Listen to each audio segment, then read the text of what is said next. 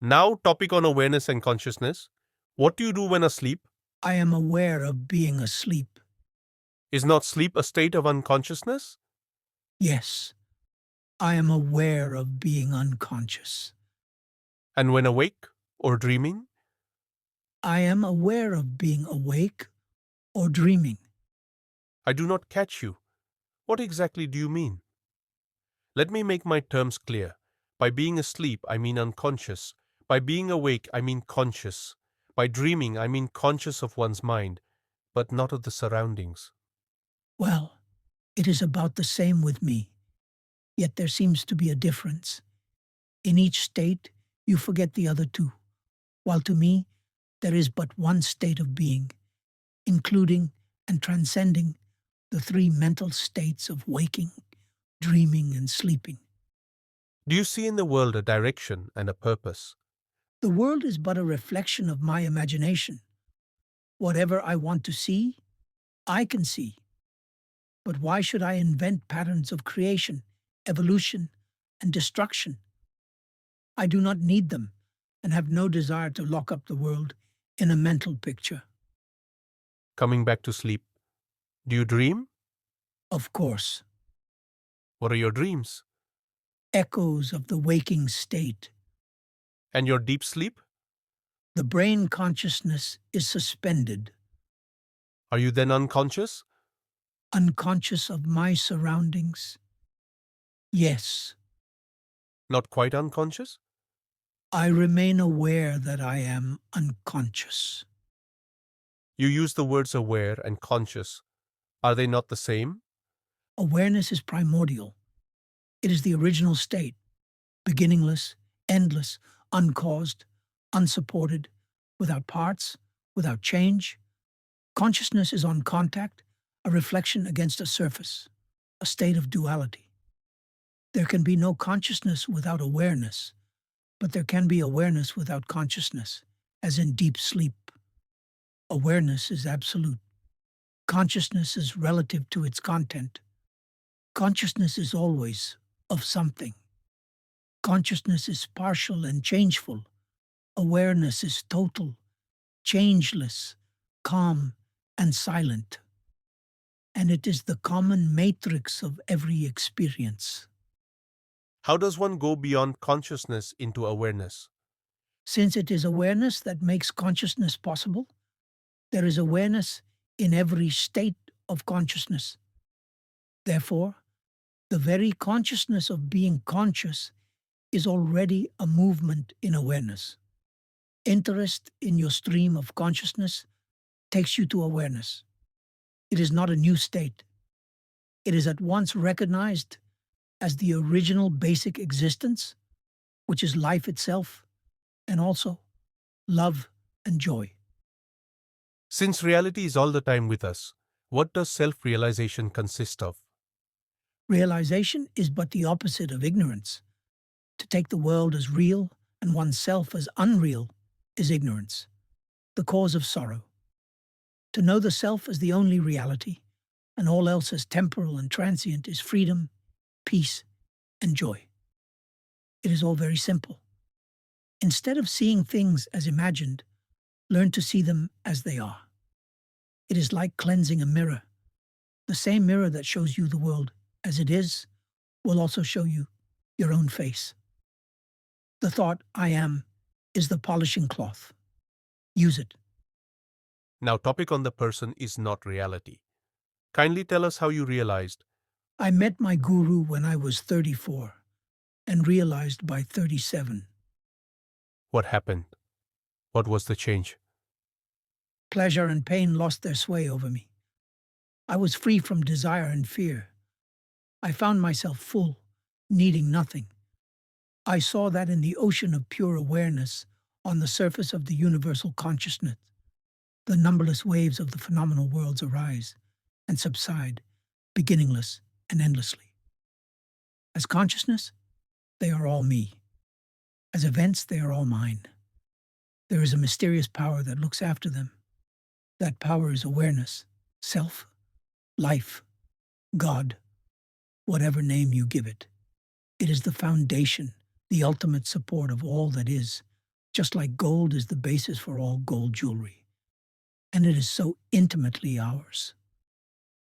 Abstract the name and shape from the jewelry, and the gold becomes obvious. Be free of name and form, and of the desires and fears they create, then what remains? Nothingness. Yes, the void remains, but the void is full to the brim. It is the eternal potential, as consciousness is the eternal actual. By potential, you mean the future.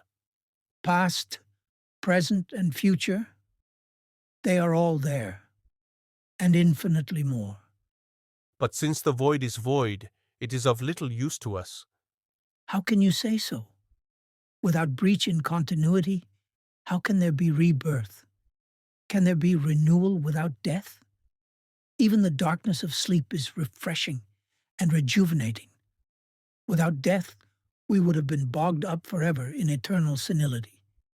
Is there no such thing as immortality? When life and death are seen as essential to each other, as two aspects of one being, that is immortality. To see the end in the beginning and beginning in the end is the intimation of eternity. Definitely, immortality is not continuity. Only the process of change continues. Nothing lasts. Awareness lasts? Awareness is not of time. Time exists in consciousness only. Beyond consciousness, where are time and space? Within the field of your consciousness, there is your body also. Of course. But the idea, my body, as different from other bodies, is not there. To me, it is a body, not my body, a mind, not my mind. The mind looks after the body all right. I need not interfere. What needs be done is being done in the normal and natural way. You may not be quite conscious of your physiological functions, but when it comes to thoughts and feelings, desires and fears, you become acutely self-conscious. To me, these two are largely unconscious.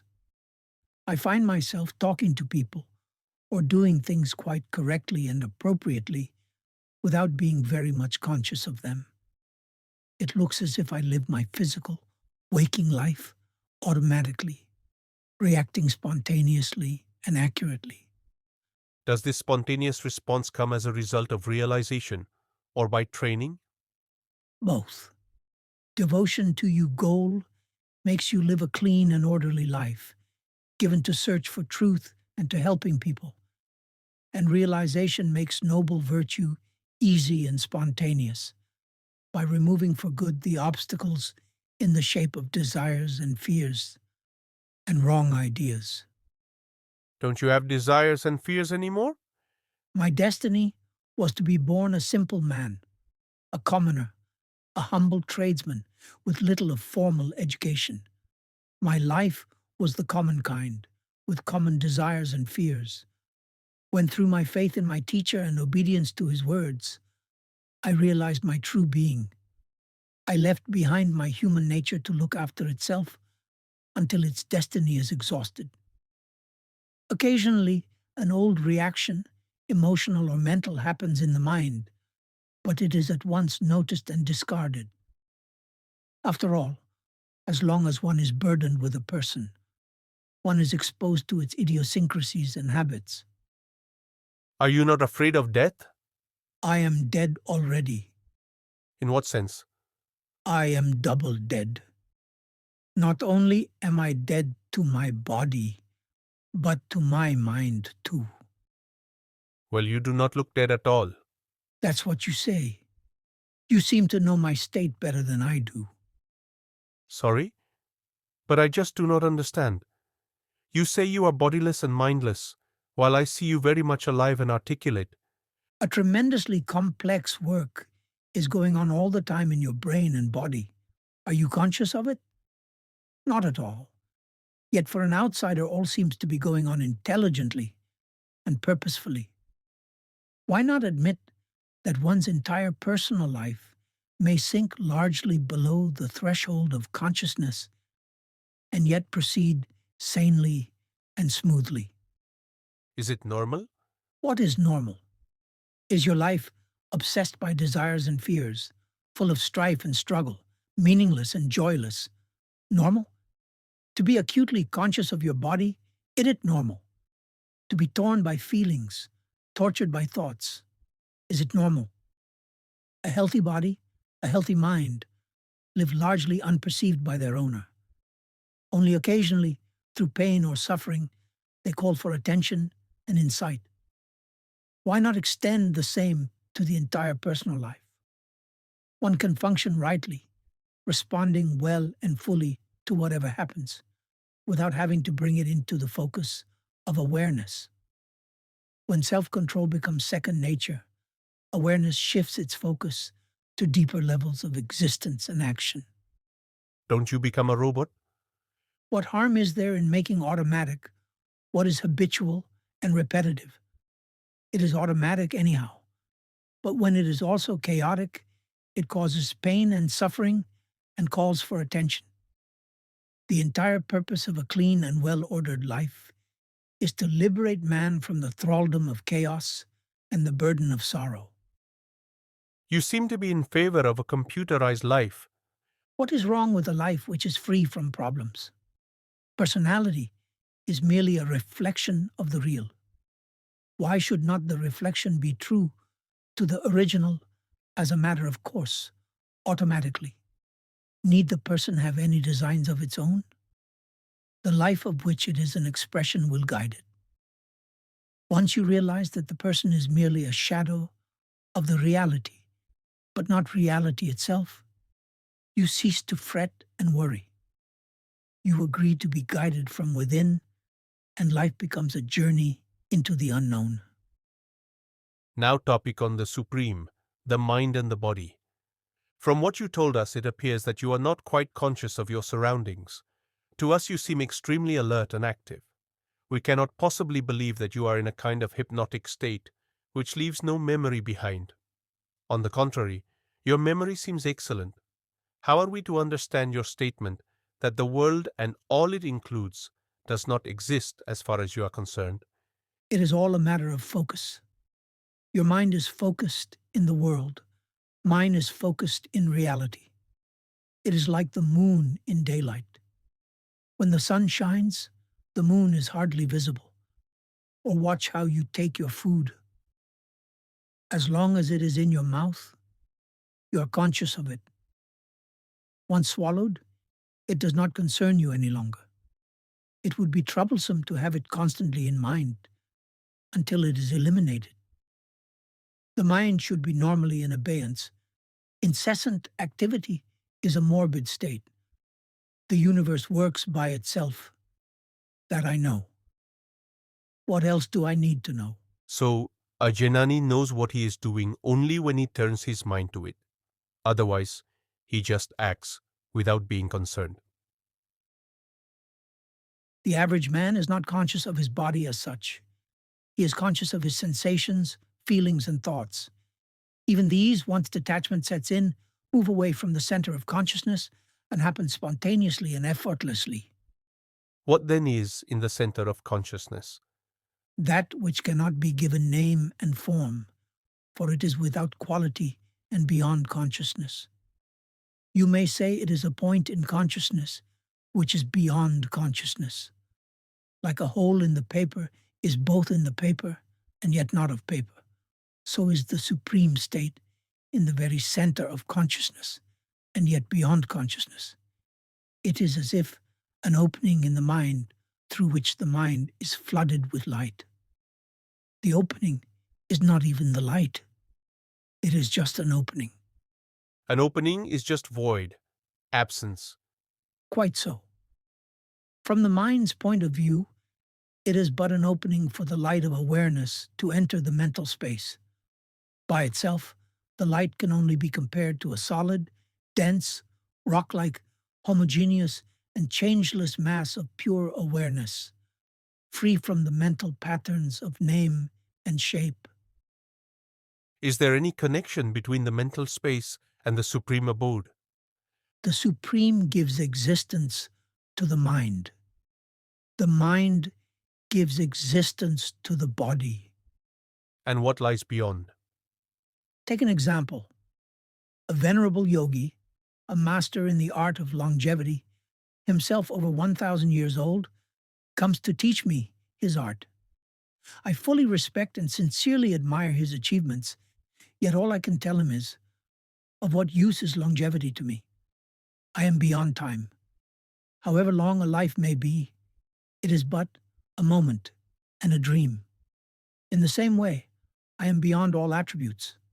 They appear and disappear in my light, but cannot describe me. The universe is all names and forms, based on qualities and their differences, while I am beyond.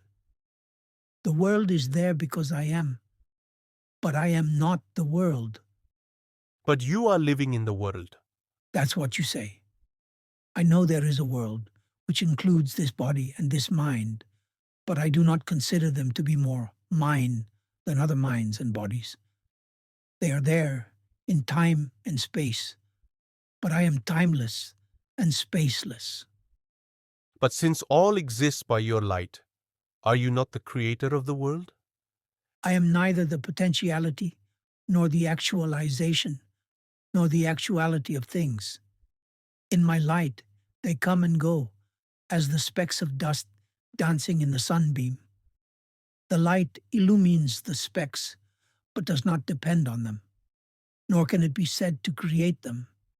It cannot be even said to know them. I'm asking you a question and you are answering. Are you conscious of the question and the answer? In reality, I am neither hearing nor answering. In the world of events, the question happens, and the answer happens. Nothing happens to me.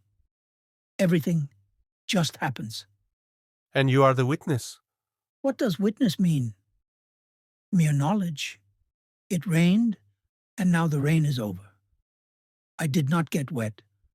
I know it rained, but I am not affected. I just witnessed the rain. The fully realized man, spontaneously abiding in the supreme state, appears to eat, drink, and so on. Is he aware of it or not? That in which consciousness happens, the universal consciousness or mind, we call the ether of consciousness. All the objects of consciousness form the universe. What is beyond both, supporting both, is the supreme state, a state of utter stillness and silence. Whoever goes there disappears. It is unreachable by words or mind. You may call it God, or Param Brahman, or Supreme Reality, but these are names given by the mind.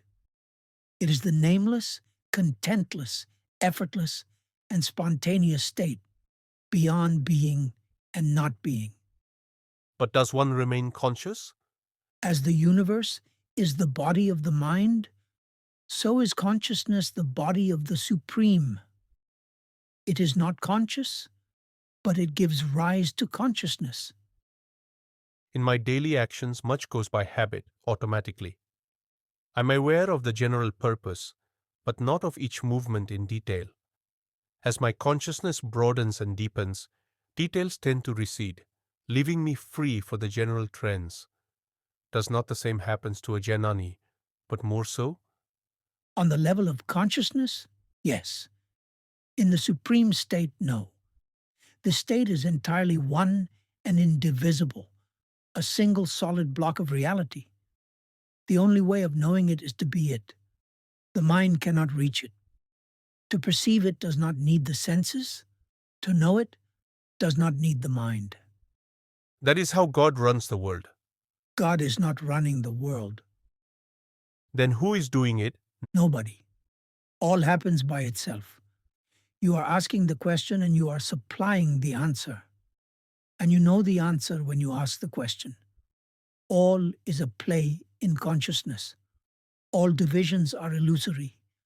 You can know the false only. The true you must yourself be. There is the witness consciousness, and there is the witnessing consciousness. Is the second the supreme? There are the two, the person and the witness, the observer. When you see them as one and go beyond, you are in the supreme state.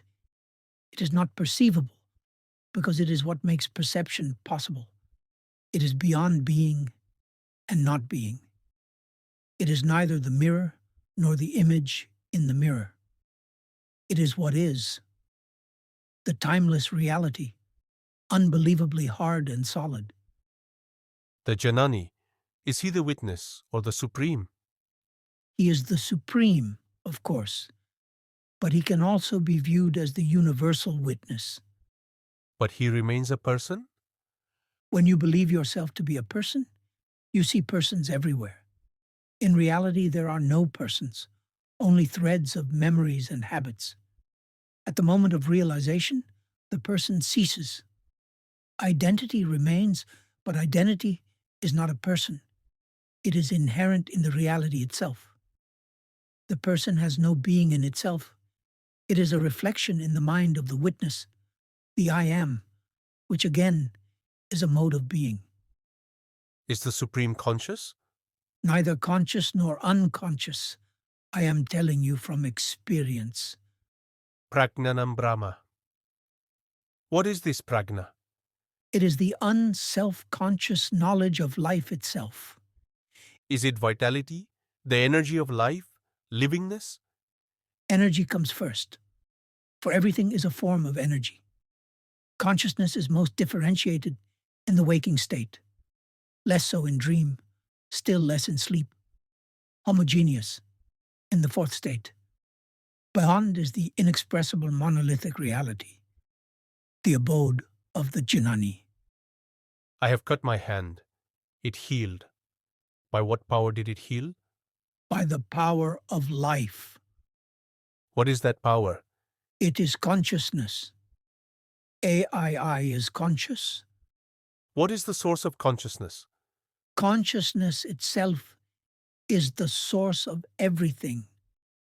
Can there be life without consciousness? No, nor consciousness without life. They are both one. But in reality, only the ultimate is. The rest is a matter of name and form. And as long as you cling to the idea that only what has name and shape exists, the Supreme will appear to you non-existing.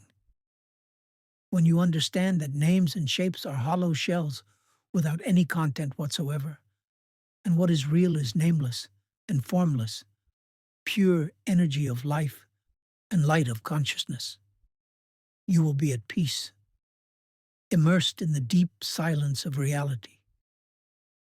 If time and space are mere illusions and you are beyond, please tell me what is the weather in New York. Is it hot or raining there? How can I tell you? Such things need special training, or just traveling to New York. I may be quite certain that I am beyond time and space, and yet unable to locate myself at will at some point of time and space. I am not interested enough. I see no purpose in undergoing a special yogic training. I have just heard of New York. To me it is a word. Why should I know more than the word conveys? Every atom may be a universe as complex as ours. Must I know them all? I can, if I train. In putting the question about the weather in New York, where did I make the mistake? The world and the mind are states of being. The Supreme is not a state. It pervades all states, but it is not a state of something else. It is entirely uncaused, independent, complete in itself, beyond time and space, mind and matter. By what sign do you recognize it? That's the point, that it leaves no traces. There is nothing to recognize it by. It must be seen directly, by giving up all search for signs and approaches. When all names and forms have been given up, the real is with you. You need not seek it. Plurality and diversity are the play of the mind only. Reality is one. If reality leaves no evidence, there is no speaking about it. It is. It cannot be denied. It is deep and dark, mystery beyond mystery. But it is, while all else merely happens. Is it the unknown? It is beyond both, the known and the unknown. But I would rather call it the known than the unknown, for whenever something is known, it is the real that is known. Is silence an attribute of the real? This too is of the mind. All states and conditions are of the mind. What is the place of samadhi? Not making use of one's consciousness is samadhi. You just leave your mind alone. You want nothing, neither from your body nor from your mind. Now, on topic appearances and the reality. Repeatedly you have been saying that events are causeless. A thing just happens and no cause can be assigned to it. Surely everything has a cause, or several causes. How am I to understand the ceaselessness of things? From the highest point of view, the world has no cause. But what is your own experience? Everything is uncaused. The world has no cause. I'm not inquiring about the causes that led to the creation of the world. Who has seen the creation of the world? It may even be without a beginning, always existing. But I'm not talking of the world. I take the world to exist, somehow. It contains so many things. Surely each must have a cause, or several causes. Once you create for yourself a world in time and space, governed by causality, you are bound to search for and find causes for everything. You put the question and impose an answer. My question is very simple. I see all kinds of things, and I understand that each must have a cause, or a number of causes. You say they are uncaused, from your point of view. But to you, nothing has being, and therefore the question of causation does not arise. Yet you seem to admit the existence of things, but deny them causation. This is what I cannot grasp. Once you accept the existence of things, why reject their causes? I see only consciousness and know everything to be but consciousness, as you know the picture on the cinema screen to be but light.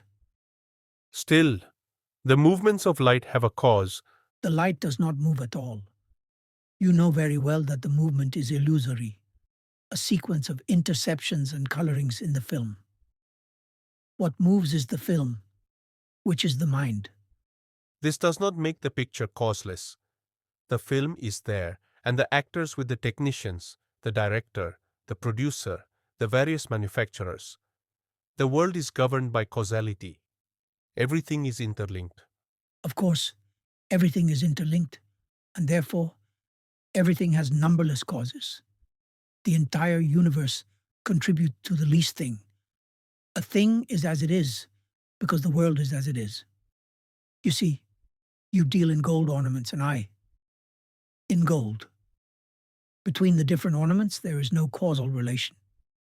When you remelt an ornament to make another, there is no causal relation between the two. The common factor is the gold.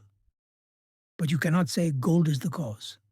It cannot be called a cause, for it causes nothing by itself.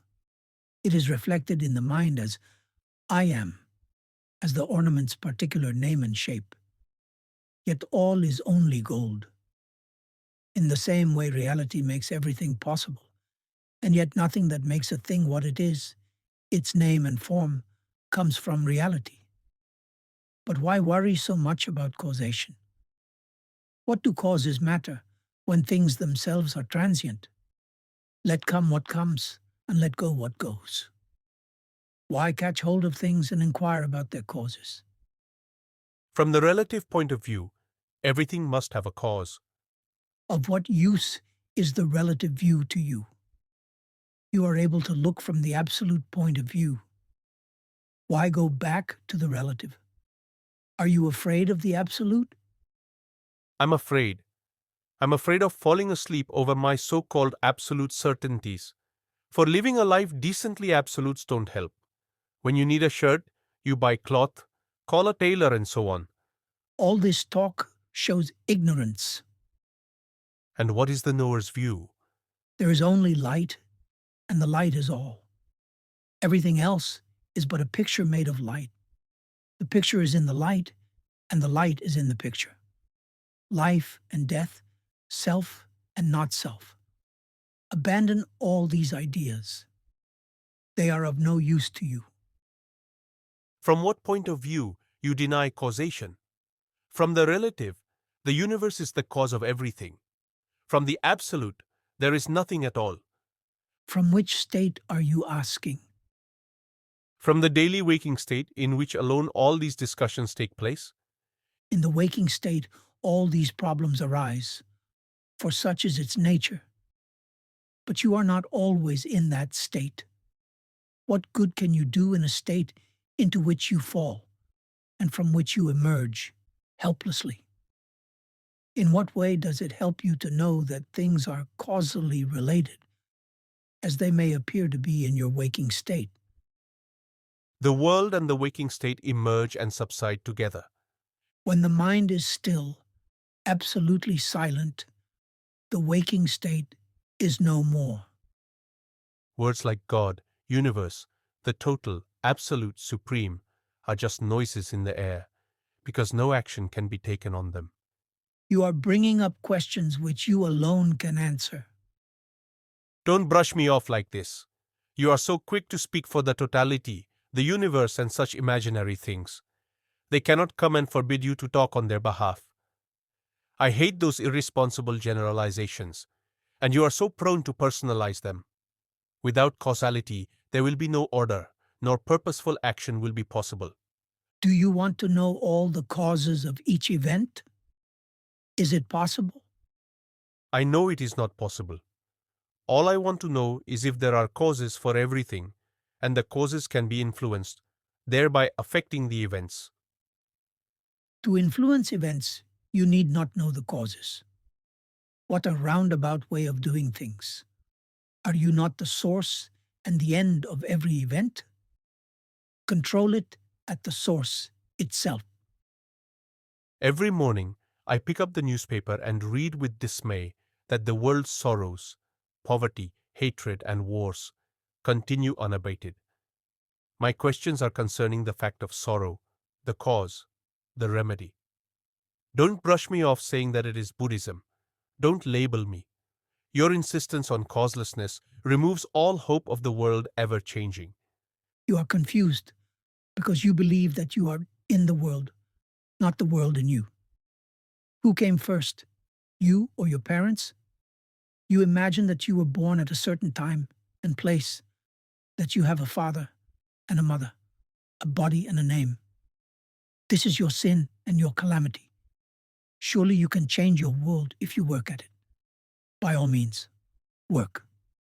Who stops you? I have never discouraged you. Causes or no causes, you have made this world and you can change it. A causeless world is entirely beyond my control. The contrary, a world of which you are the only source and ground, is fully within your power to change. What is created can be always dissolved and recreated. All will happen as you want it, provided you really want it. All I want to know is how to deal with the world's sorrows. You have created them out of your own desires and fears. You deal with them. All is due to your having forgotten your own being. Having given reality to the picture on the screen, you love its people and suffer for them and seek to save them.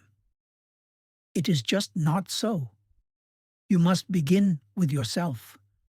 There is no other way. Work, of course. There is no harm in working. Your universe seems to contain every possible experience. The individual traces a line through it and experiences pleasant and unpleasant states. This gives rise to questioning and seeking, which broaden the outlook and enable the individual to go beyond his narrow and self-created world, limited and self-centered. This personal world can be changed in time. The universe is timeless and perfect. To take appearance for reality is a grievous sin and the cause of all calamities. You are the all-pervading, eternal, and infinitely creative awareness, consciousness. All else is local and temporary. Don't forget what you are.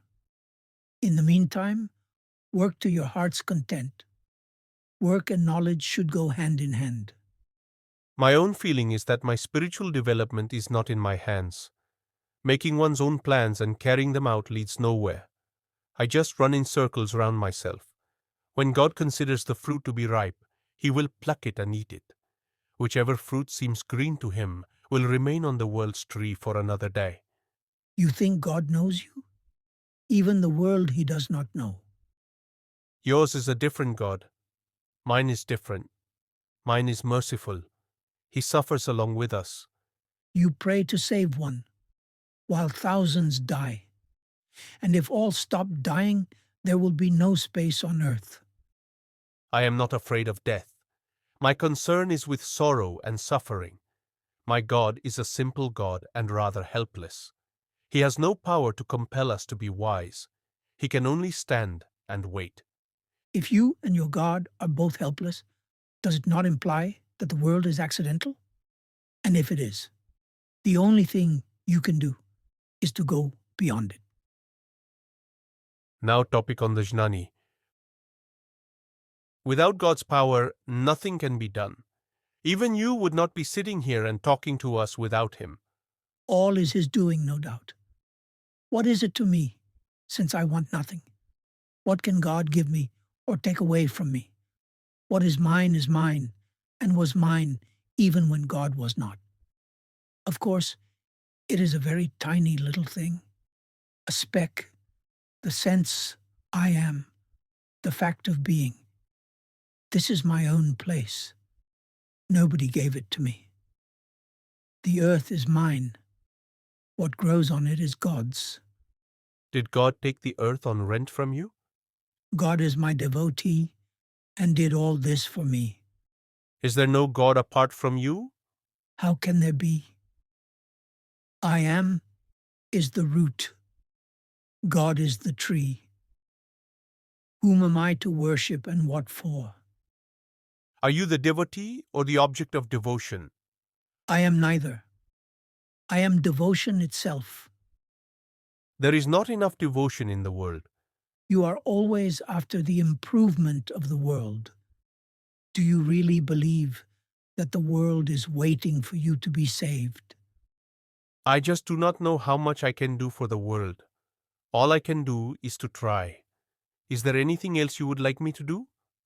Without you, is there a world? You know all about the world, but about yourself you know nothing. You, yourself, are the tools of your work. You have no other tools. Why don't you take care of the tools before you think of the work? I can wait, while the world cannot.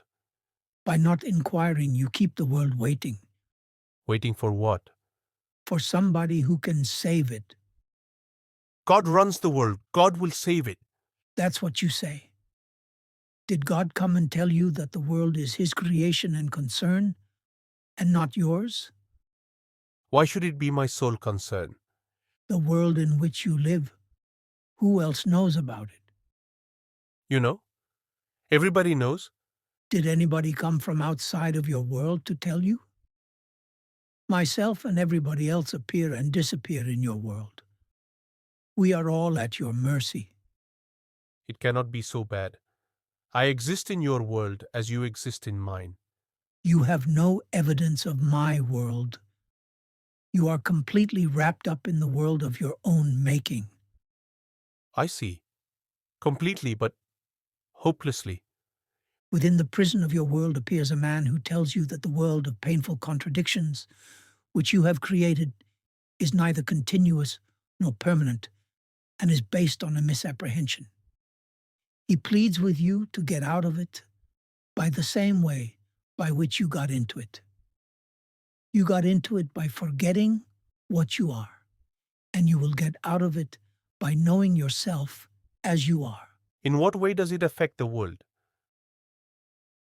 When you are free of the world, you can do something about it. As long as you are a prisoner of it, you are helpless to change it. On the contrary, whatever you do will aggravate the situation. Righteousness will set me free. Righteousness will undoubtedly make you and your world a comfortable, even happy place. But what is the use? There is no reality in it. It cannot last.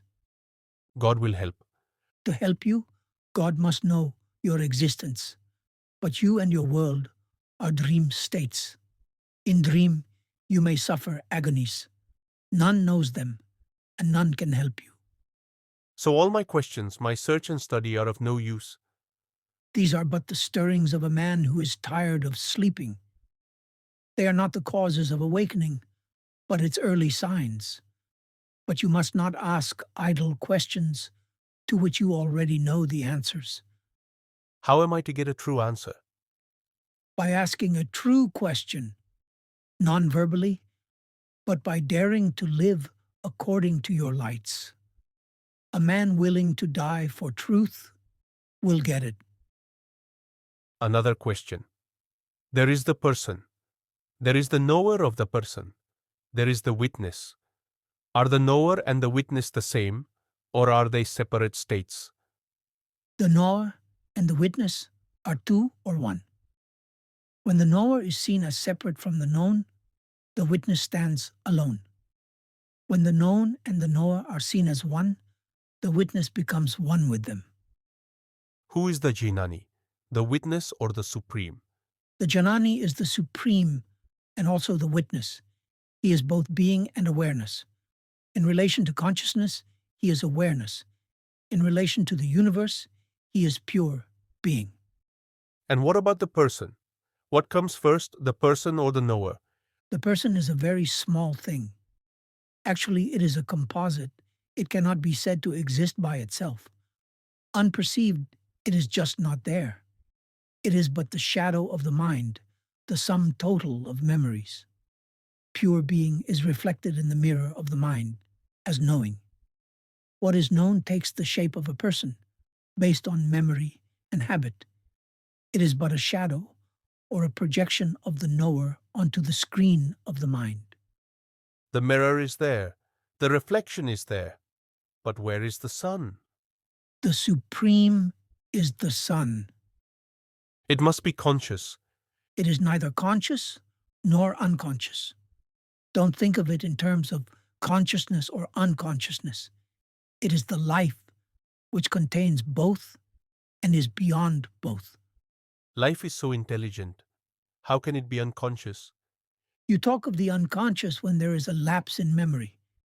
In reality, there is only consciousness. All life is conscious. All consciousness alive.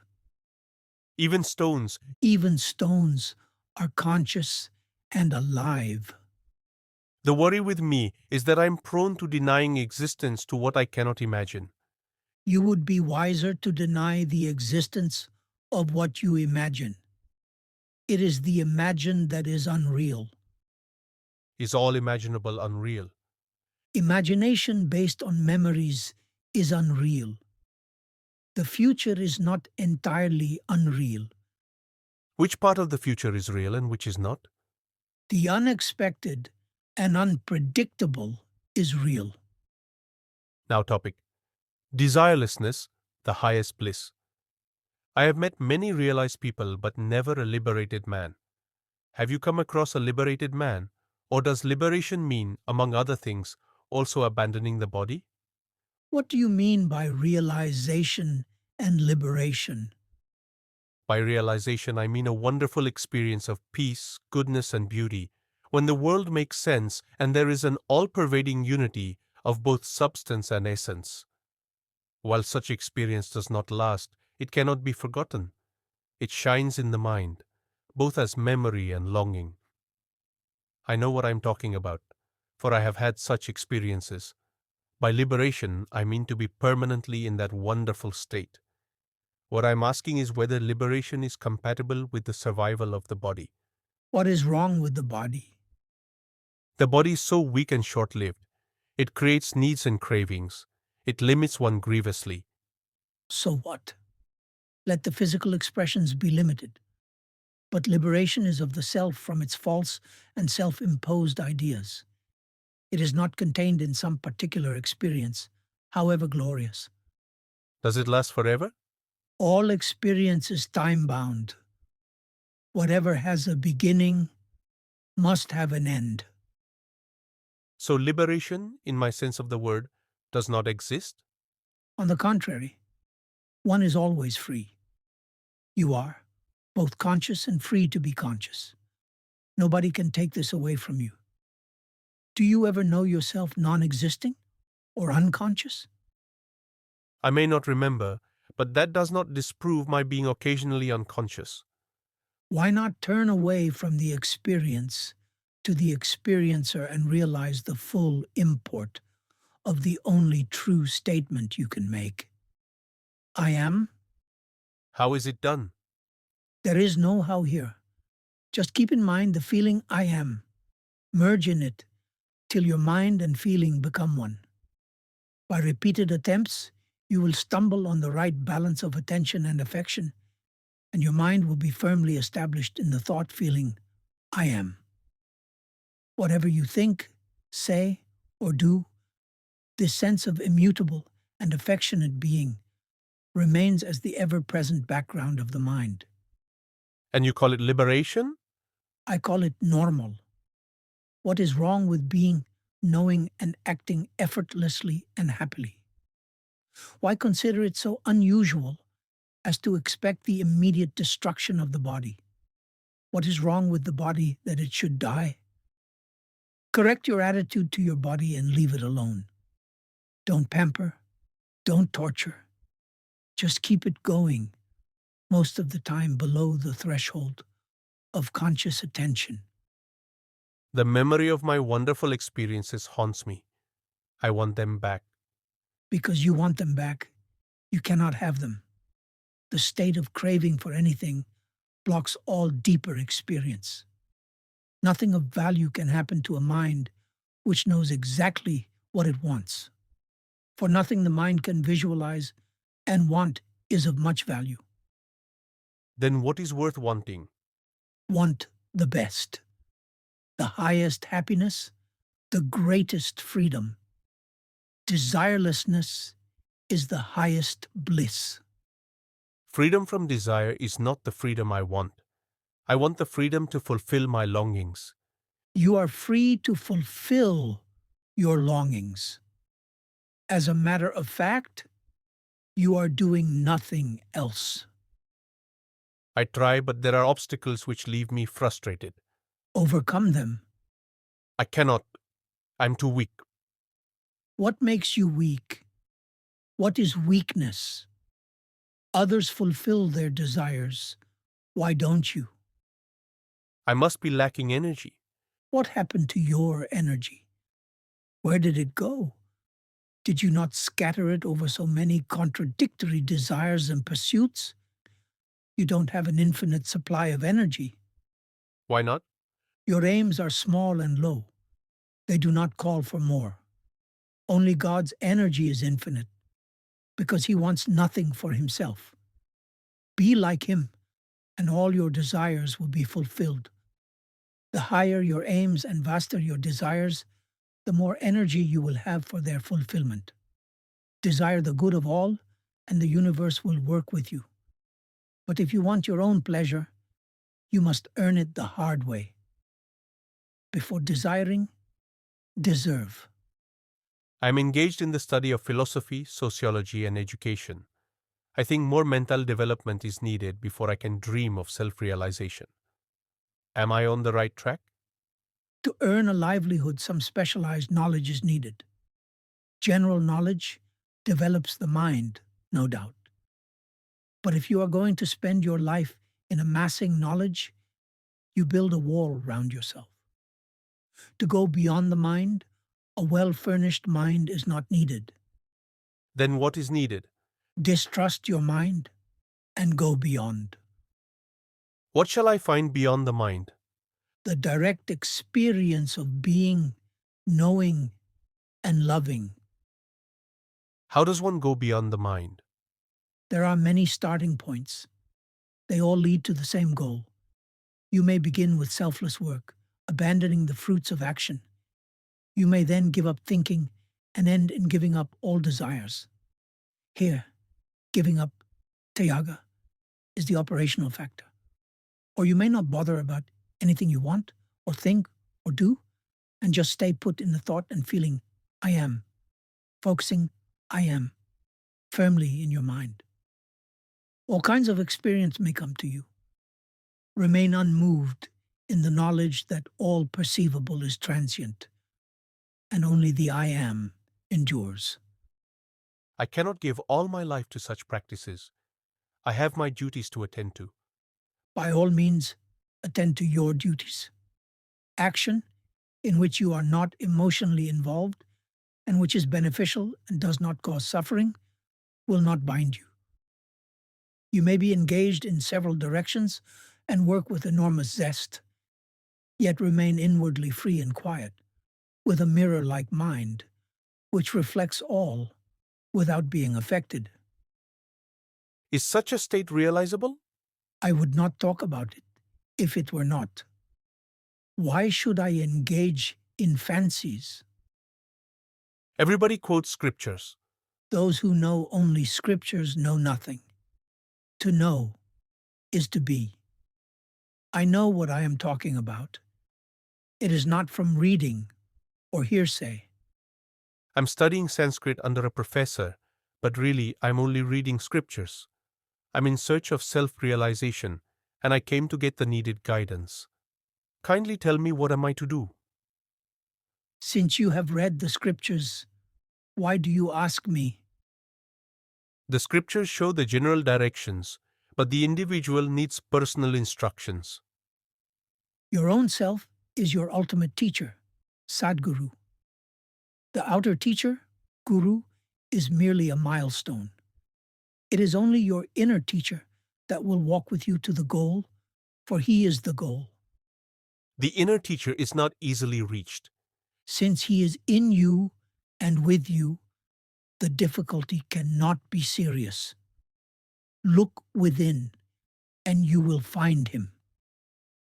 When I look within, I find sensations and perceptions, thoughts and feelings, desires and fears, memories and expectations. I'm immersed in this cloud and see nothing else. That which sees all this, and the nothing too, is the inner teacher. He alone is, all else only appears to be. He is your own self, Swarupa, your hope and assurance of freedom.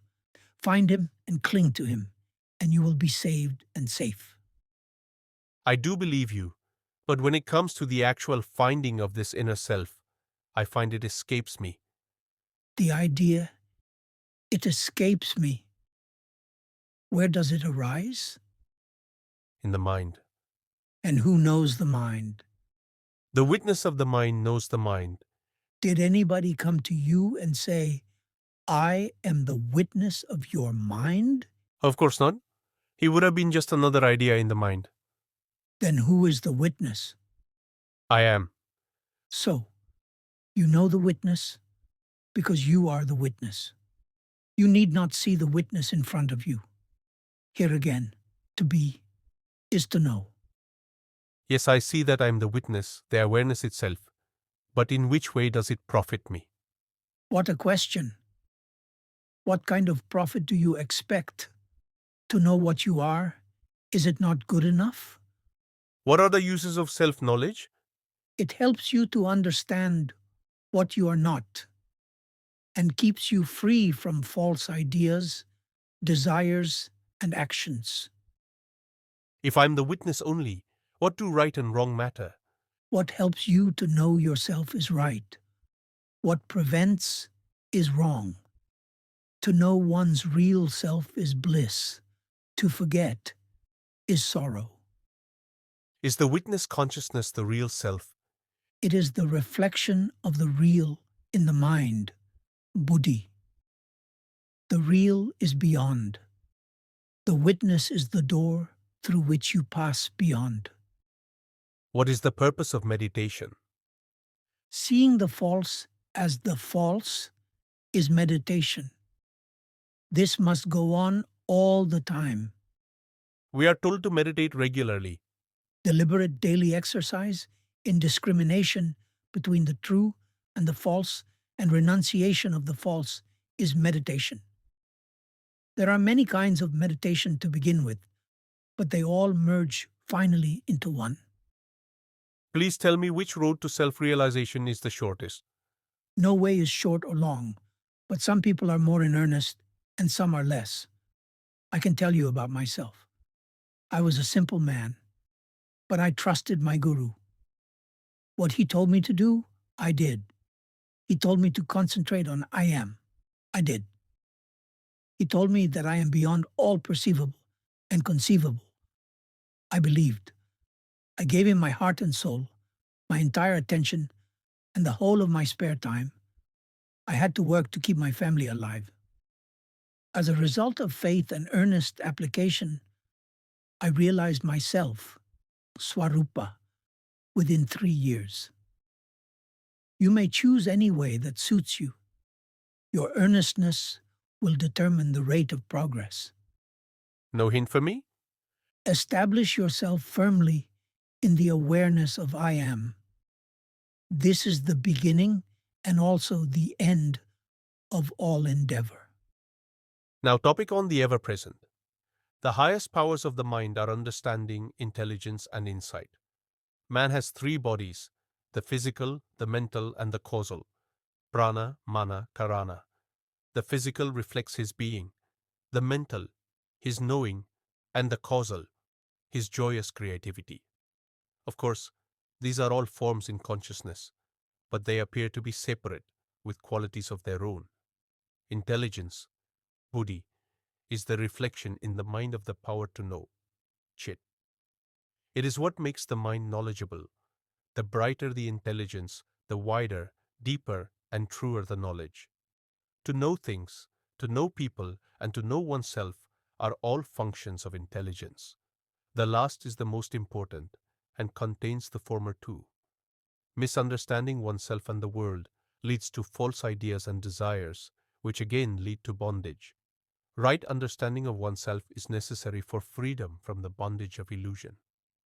I understand all this in theory, but when it comes to practice, I find that I fail hopelessly in my responses to situations and people, and by my inappropriate reactions, I merely add to my bondage. Life is too quick for my dull and slow mind. I do understand, but too late when the old mistakes have been already repeated. What then is your problem?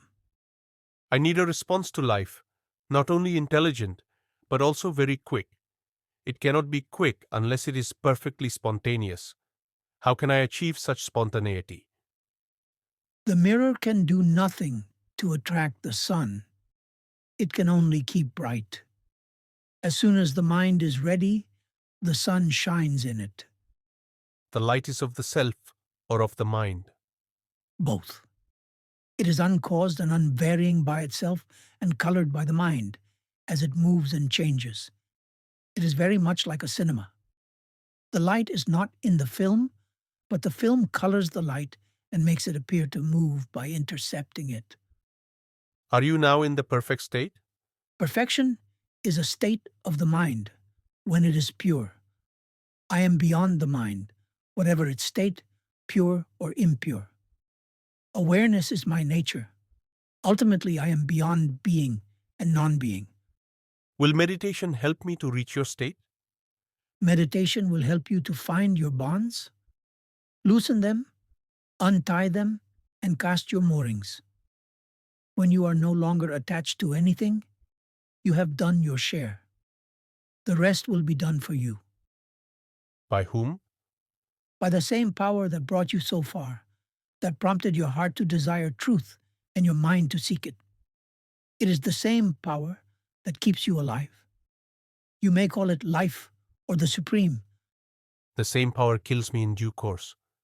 Were you not present at your birth? Will you not be present at your death? Find him who is always present, and your problem of spontaneous and perfect response will be solved. Realization of the eternal and an effortless and adequate response to the ever-changing temporary event are 2 different and separate questions. You seem to roll them into one. What makes you do so? To realize the eternal is to become the eternal, the whole, the universe, with all it contains. Every event is the effect and the expression of the whole, and is in fundamental harmony with the whole. All response from the whole must be right, effortless, and instantaneous. It cannot be otherwise. If it is right, delayed response is wrong response.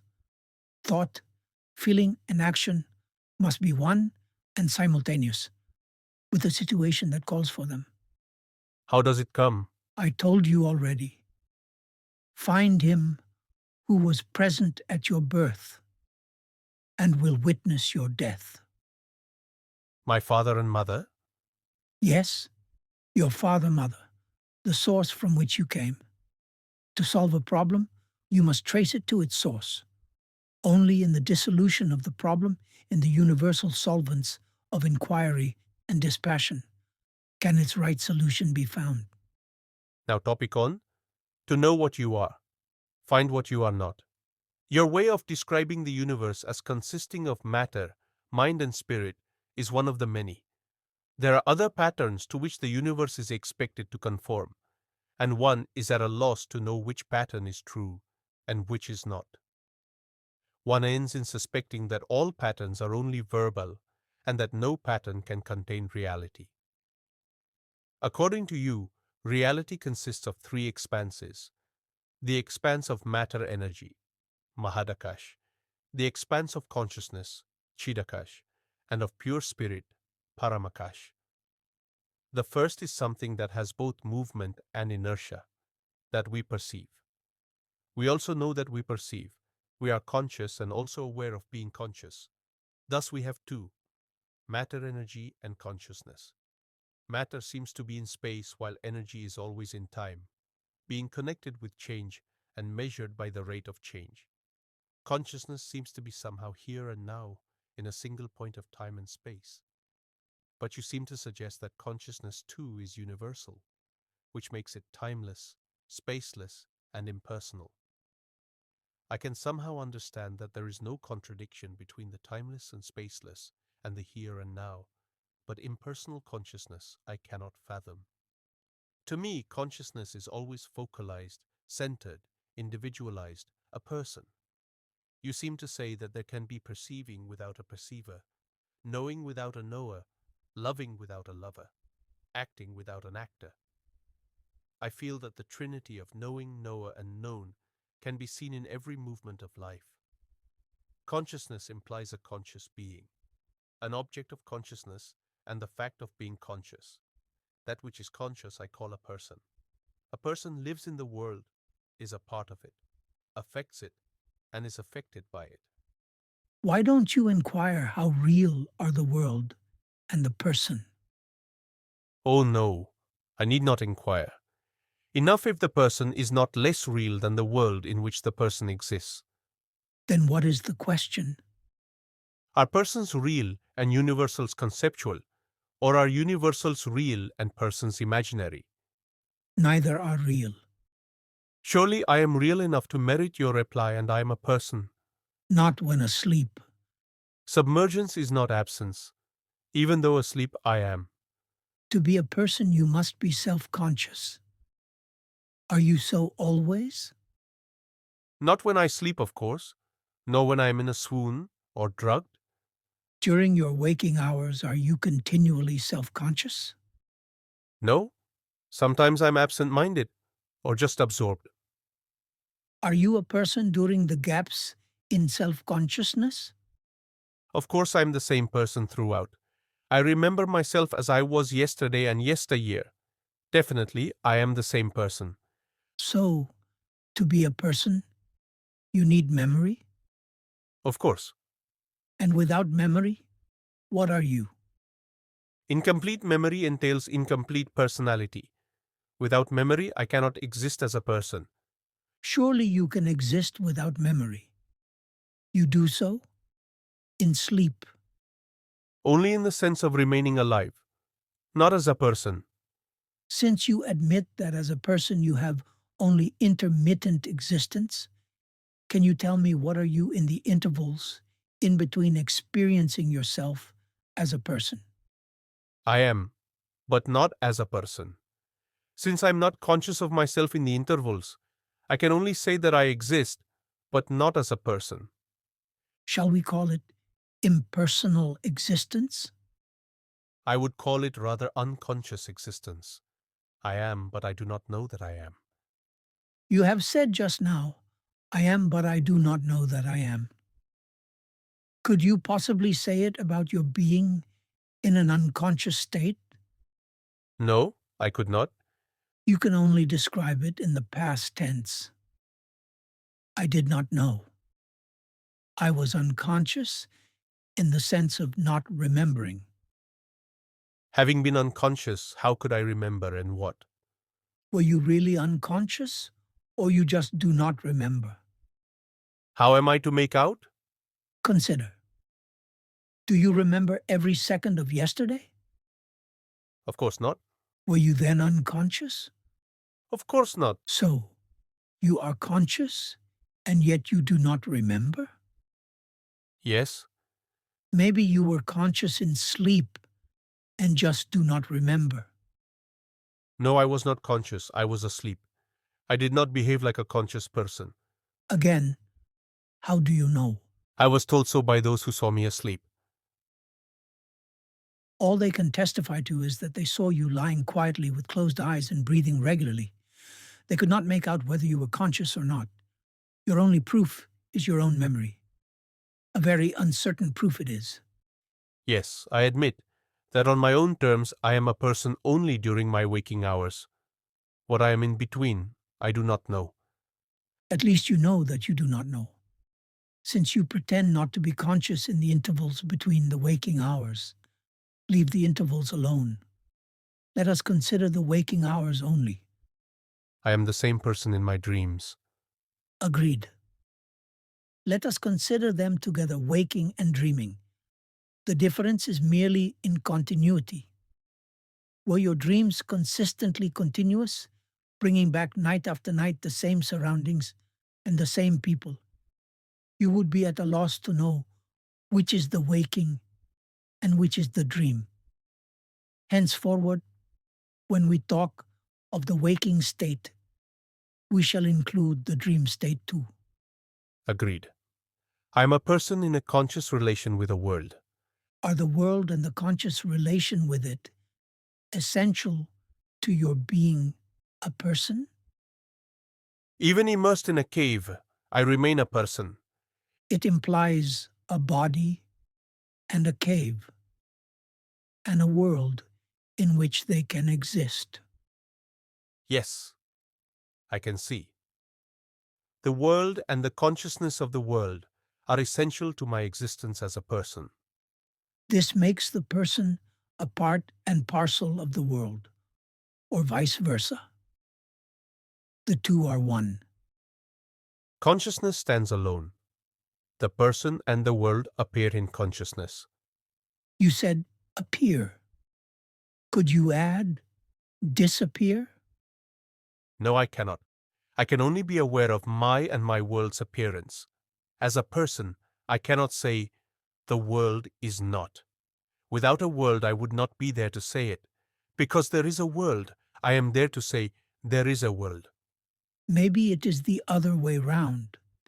Because of you, there is a world. To me, such statement appears meaningless. Its meaninglessness may disappear on investigation. Where do we begin? All I know is that whatever depends is not real. The real is truly independent. Since the existence of the person depends on the existence of the world, and it is circumscribed and defined by the world, it cannot be real.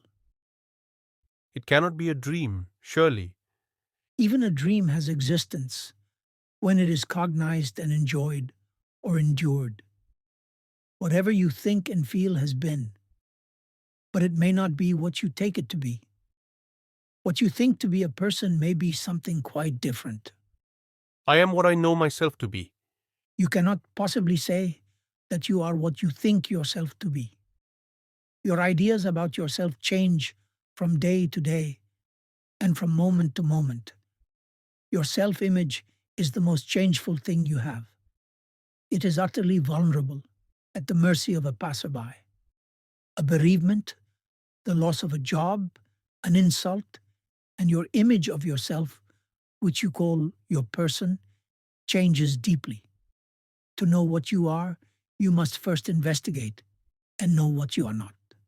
And to know what you are not, you must watch yourself carefully, rejecting all that does not necessarily go with the basic fact. I am. The ideas. I am born at a given place, at a given time, from my parents, and now I am so and so, living at, married to, father of, employed by, and so on, are not inherent in the sense I am. Our usual attitude is of I am this, separate consistently and perseveringly the I am from this or that, and try to feel what it means to be, just to be, without being this or that. All our habits go against it, and the task of fighting them is long and hard sometimes. But clear understanding helps a lot. The clearer you understand that on the level of the mind, you can be described in negative terms only, the quicker you will come to the end of your search and realize your limitless being. Now, topic on reality lies in objectivity. I'm a painter, and I earn by painting pictures. Has it any value from the spiritual point of view? When you paint, what do you think about? When I paint, there is only the painting and myself. What are you doing there? I paint. No, you don't. You see the painting going on. You are watching only. All else happens. The picture is painting itself? Or is there some deeper me, or some God who is painting? Consciousness itself is the greatest painter. The entire world is a picture. Who painted the picture of the world? The painter is in the picture. The picture is in the mind of the painter, and the painter is in the picture, which is in the mind of the painter who is in the picture. Is not this infinity of states and dimensions absurd? The moment we talk of picture in the mind, which itself is in the picture, we come to an endless succession of witnesses, the higher witness witnessing the lower. It is like standing between two mirrors and wondering at the crowd. Quite right. You alone and the double mirror are there. Between the two, your forms and names are numberless. How do you look at the world? I see a painter painting a picture. The picture I call the world. The painter I call God.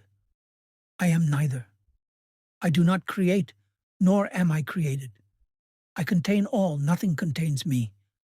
When I see a tree, a face, a sunset, the picture is perfect. When I close my eyes, the image in my mind is faint and hazy.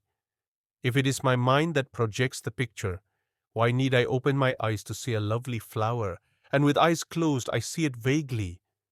It is because your outer eyes are better than your inner eyes. Your mind is all turned outward. As you learn to watch your mental world, you will find it even more colorful and perfect than what the body can provide. Of course, you will need some training. But why argue?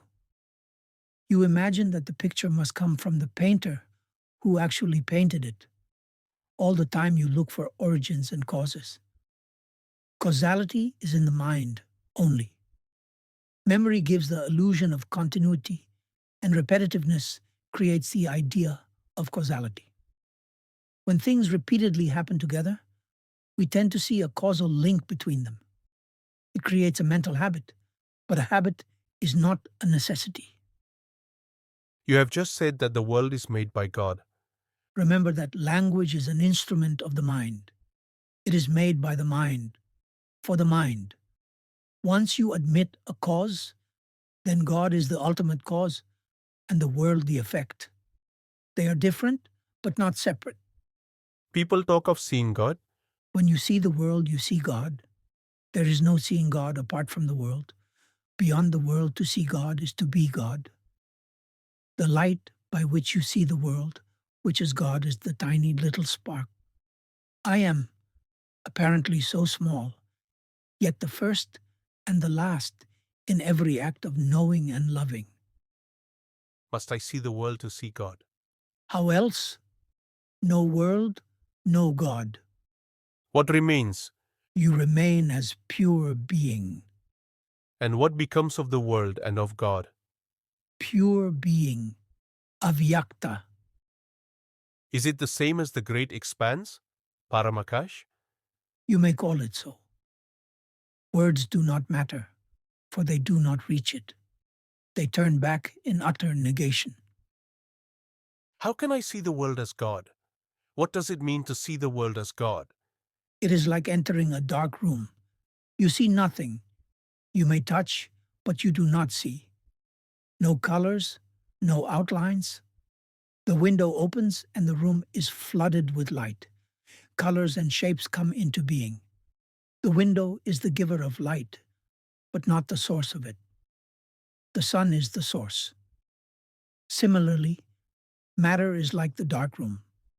Consciousness, the window, flooding matter with sensations and perceptions, and the supreme is the sun, the source both of matter and of light. The window may be closed or open. The sun shines all the time. It makes all the difference to the room, but none to the sun. Yet all this is secondary to the tiny little thing, which is the I am. Without the I am, there is nothing. All knowledge is about the I am. False ideas about this I am lead to bondage. Right knowledge leads to freedom and happiness. Is I am and there is the same? I am denotes the inner. There is the outer. Both are based on the sense of being. Is it the same as the experience of existence? To exist means to be something, a thing, a feeling, a thought, an idea. All existence is particular. Only being is universal, in the sense that every being is compatible with every other being. Existences clash, being, never. Existence means becoming, change, birth, and death, and birth again, while in being there is silent peace. If I create the world, why have I made it bad? Everyone lives in his own world. Not all the worlds are equally good or bad. What determines the difference? The mind that projects the world colors it its own way. When you meet a man, he is a stranger. When you marry him, he becomes your own self. When you quarrel, he becomes your enemy. It is your mind's attitude that determines what he is to you. I can see that my world is subjective. Does it make it also illusory? It is illusory as long as it is subjective, and to that extent only. Reality lies in objectivity. What does objectivity mean? You said the world is subjective and now you talk of objectivity. Is not everything subjective? Everything is subjective, but the real is objective. In what sense? It does not depend on memories and expectations, desires and fears, likes and dislikes. All is seen as it is. Is it what you call the fourth state, Turiya? Call it as you like. It is solid, steady, changeless, beginningless and endless, ever new, ever fresh. How is it reached? Desirelessness and fearlessness will take you there. Now topic on the Supreme is beyond all. You say reality is one. Oneness, unity is the attribute of the person. Is then reality a person, with the universe as its body? Whatever you may say will be both true and false. Words do not reach beyond the mind. I am just trying to understand. You are telling us of the person, the self, and the Supreme. Vyakti, Vyakta, Avyakta. The light of pure awareness, prajna, focused as I am in the self, Jivatma, as consciousness, Chitana, illumines the mind, Antakarana, and as life, prana, vitalizes the body, Deha. All this is fine as far as the words go, but when it comes to distinguishing in myself the person from the self and the self from the supreme, I get mixed up. The person is never the subject. You can see a person, but you are not the person. You are always the supreme which appears at a given point of time and space as the witness, a bridge between the pure awareness of the supreme and the manifold consciousness of the person. When I look at myself, I find I am several persons fighting among themselves for the use of the body. They correspond to the various tendencies, samskara, of the mind. Can I make peace between them? How can you? They are so contradictory. See them as they are, mere habits of thoughts and feelings, bundles of memories and urges. Yet they all say I am. It is only because you identify yourself with them. Once you realize that whatever appears before you cannot be yourself and cannot say, I am, you are free of all your persons and their demands. The sense, I am, is your own. You cannot part with it, but you can impart it to anything, as in saying, I am young, I am rich, etc. But such self-identifications are patently false and the cause of bondage. I can now understand that I am not the person, but that which, when reflected in the person, gives it a sense of being. Now about the Supreme. In what way do I know myself as the Supreme? The source of consciousness cannot be an object in consciousness. To know the source is to be the source. When you realize that you are not the person, but the pure and calm witness, and that fearless awareness is your very being, you are the being. It is the source, the inexhaustible possibility. Are there many sources or one for all? It depends how you look at it, from which end. The objects in the world are many, but the eye that sees them is one. The higher always appears as one to the lower, and the lower as many to the higher. Shapes and names are all of one and the same God? Again, it all depends on how you look at it. On the verbal level, everything is relative. Absolutes should be experienced, not discussed. How is the Absolute experienced? It is not an object to be recognized and stored up in memory. It is in the present and in feeling, rather.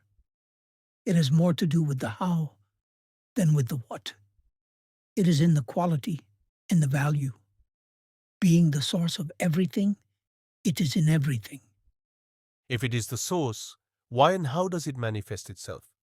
It gives birth to consciousness. All else is in consciousness. Why are there so many centers of consciousness? The objective universe, Mahadakash, is in constant movement, projecting and dissolving innumerable forms. Whenever a form is infused with life, prana, consciousness, chaitana, appears by reflection of awareness in matter. How is the Supreme affected? What can affect it, and how? The source is not affected by the vagaries of the river, nor is the metal, by the shape of the jewelry. Is the light affected by the picture on the screen? The Supreme makes everything possible, that is all. How is it that some things do happen and some don't? Seeking out causes is a pastime of the mind. There is no duality of cause and effect. Everything is its own cause. No purposeful action is then possible? All I say is that consciousness contains all. In consciousness, all is possible. You can have causes if you want them, in your world. Another may be content with a single cause, God's will. The root cause is one, the sense I am. What is the link between the self, Vyakta, and the Supreme, Avyakta? From the self's point of view, the world is the known. The Supreme, the unknown. The unknown gives birth to the known, yet remains unknown.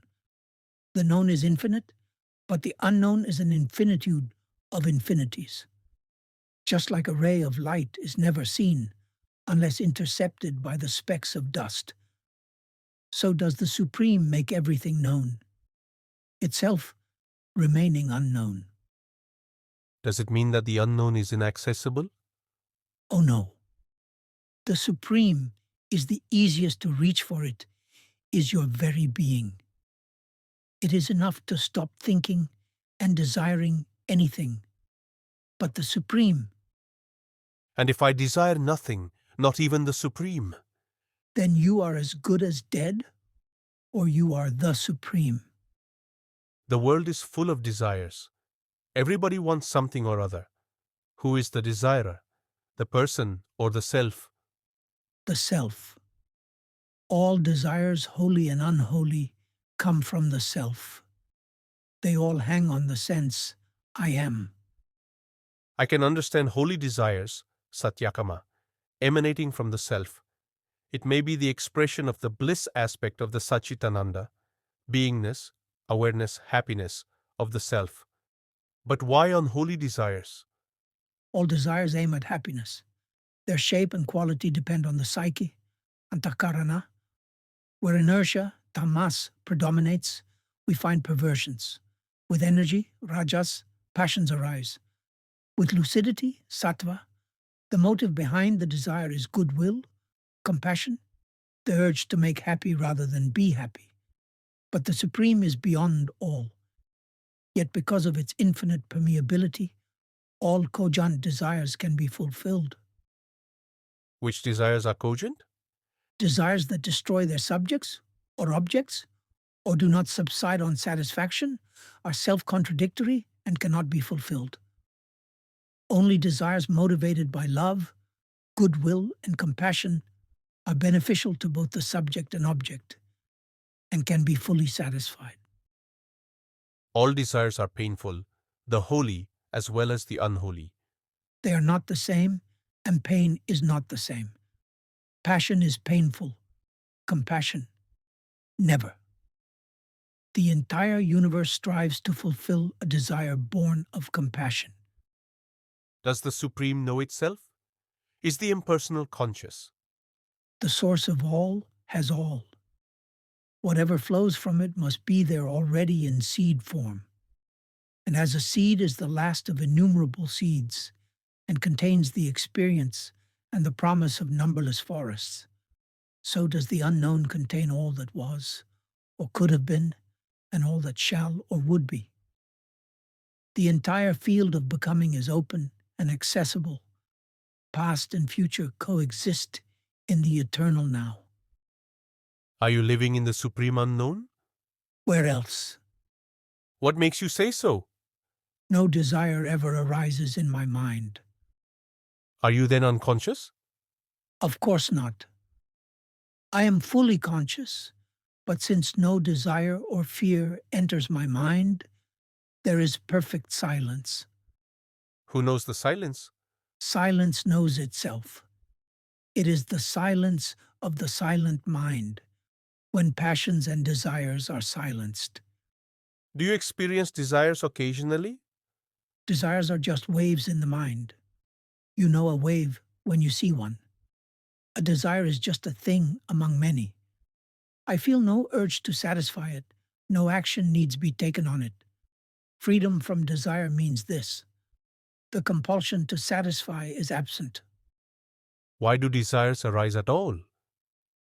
Because you imagine that you were born and that you will die if you do not take care of your body. Desire for embodied existence is the root cause of trouble. Yet so many jivas get into bodies. Surely it cannot be some error of judgment. There must be a purpose. What could it be? To know itself, the self must be faced with its opposite, the not-self. Desire leads to experience. Experience leads to discrimination, detachment, self-knowledge, liberation. And what is liberation after all? To know that you are beyond birth and death.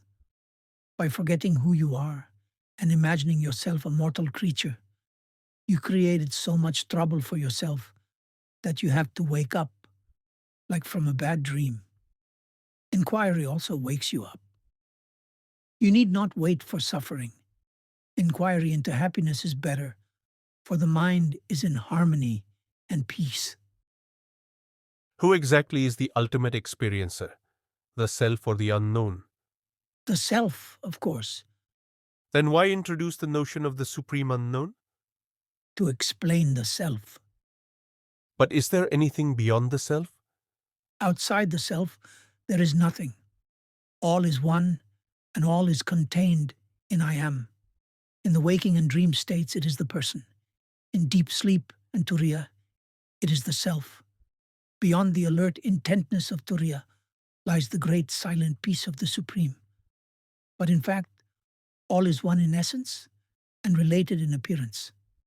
In ignorance, the seer becomes the seen, and in wisdom, he is the seeing. But why be concerned with the Supreme? Know the knowers, and all will be known.